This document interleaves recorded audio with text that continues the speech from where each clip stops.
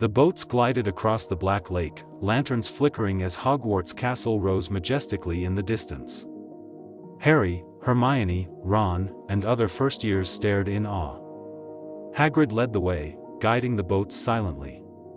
The cold air was filled with anticipation, the castle's glowing windows reflecting off the rippling water.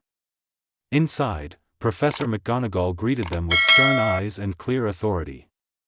She explained they would be sorted into one of 4 houses: Gryffindor, Hufflepuff, Ravenclaw, or Slytherin.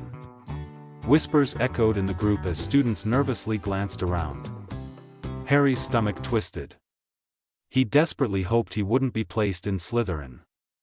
The great hall doors opened to reveal hundreds of floating candles and 4 long house tables.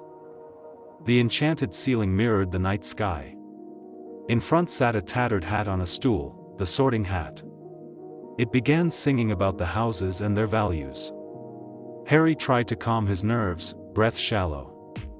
As names were called, one by one, students sat on the stool and the Sorting Hat decided their fate. Hermione was sorted into Gryffindor instantly. Ron followed, also into Gryffindor. Then came Harry. The hat spoke directly to him, sensing ambition and bravery. Harry begged, "Not Slytherin." After hesitation, it shouted, "Gryffindor." Cheers erupted from the Gryffindor table as Harry joined his new housemates. He sat beside Ron and Hermione, still wide-eyed.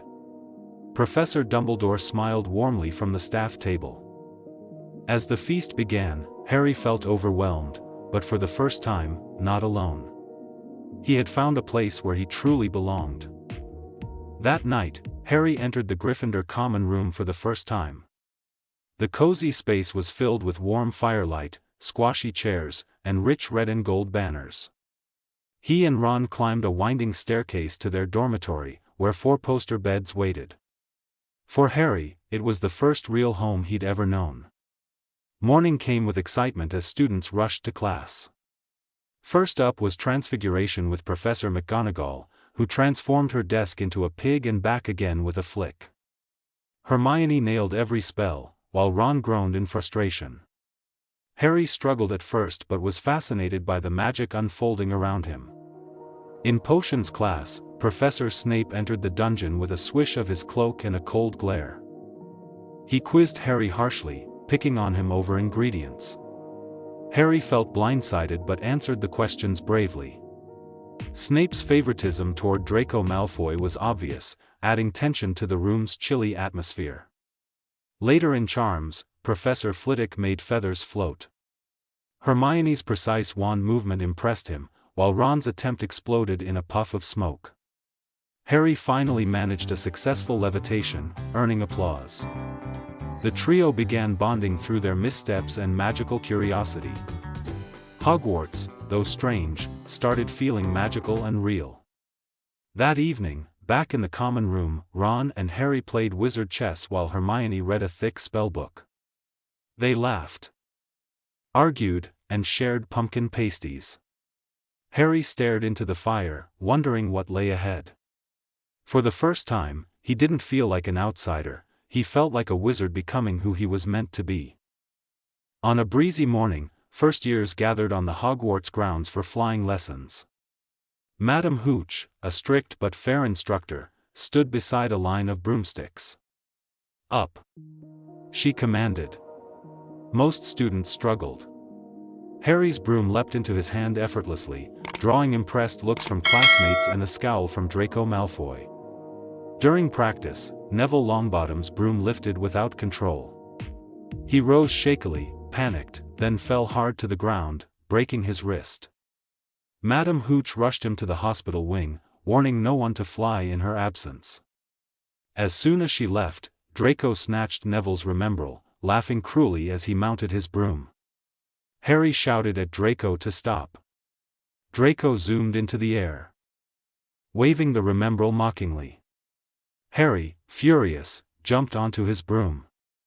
Without hesitation, he soared into the sky, chasing Draco with natural skill. Wind rushed past as Harry looped, ducked, and finally caught the remembrall in a daring dive. Students below gasped in awe as Harry landed smoothly, clutching the remembrall. But Professor McGonagall appeared, looking furious. "Potter! Follow me, now." Harry feared he was about to be expelled. Instead, she led him to Oliver Wood, captain of the Gryffindor Quidditch team, and introduced Harry as their new seeker. That night, Harry sat in the common room, stunned by the day's events. He hadn't just flown, he had soared. For once, his father's legacy felt close. He had found something he was naturally great at.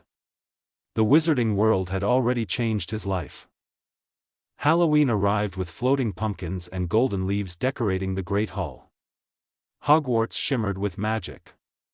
Students enjoyed a grand feast, roast turkey, pumpkin juice, and glowing jack-o'-lanterns. Harry and Ron chatted happily, but Hermione sat alone, still hurt after overhearing Ron's rude comment earlier that day about her being a know-it-all. Suddenly, Professor Quirrell stormed into the hall, pale and stammering, "T-Troll. In the D-Dungeon." He collapsed after yelling, "Thought you ought to know." Chaos erupted as students screamed and professors tried to maintain order. Dumbledore's voice boomed, instructing prefects to lead students to their dorms immediately. As the crowd rushed out, Harry realized Hermione didn't know about the troll and was still in the bathroom. He and Ron broke away from the group, sneaking down the dark corridors with only their wands for light. They reached the bathroom just as the hulking, stinking mountain troll smashed in with a roar. They ducked behind sinks, watching in horror as the troll swung its club at Hermione. Harry distracted it by throwing a pipe, then jumped on its back, trying to stop it. Ron, panicked but brave, used Wingardium Leviosa to levitate the troll's club, and dropped it on the troll's head, knocking it unconscious. Professors McGonagall, Snape, and Quirrell arrived moments later, shocked. Hermione lied, saying she went looking for the troll herself. McGonagall scolded them but also seemed impressed. As they returned to their dorm, a bond had formed. The three were now truly friends. The morning after the troll attack, Hogwarts buzzed with stories. But something had changed. Harry, Ron, and Hermione now shared a bond forged in danger. They weren't just classmates anymore, they were friends. Even the other students noticed their new closeness as they laughed together in the Gryffindor common room. Hermione, once seen as a know-it-all, now smiled more and relaxed around the boys. Harry admired how clever she was, and Ron found her bravery during the troll incident impressive. They began helping each other with homework, sharing food, and even sneaking into the library's restricted section out of curiosity. But Hogwarts held deeper mysteries. One day, while exploring a forbidden corridor, they encountered a three-headed dog, massive, terrifying, and guarding something under a trapdoor.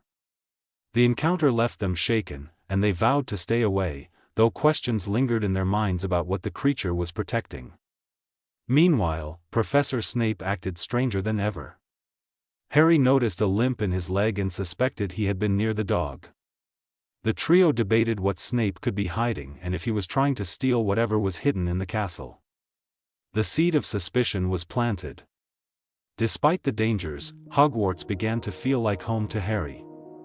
With friends by his side, classes full of magic, and a growing sense of belonging, he was finally happy. The boy who had once lived in a cupboard now walked confidently through stone halls, ready for whatever lay ahead.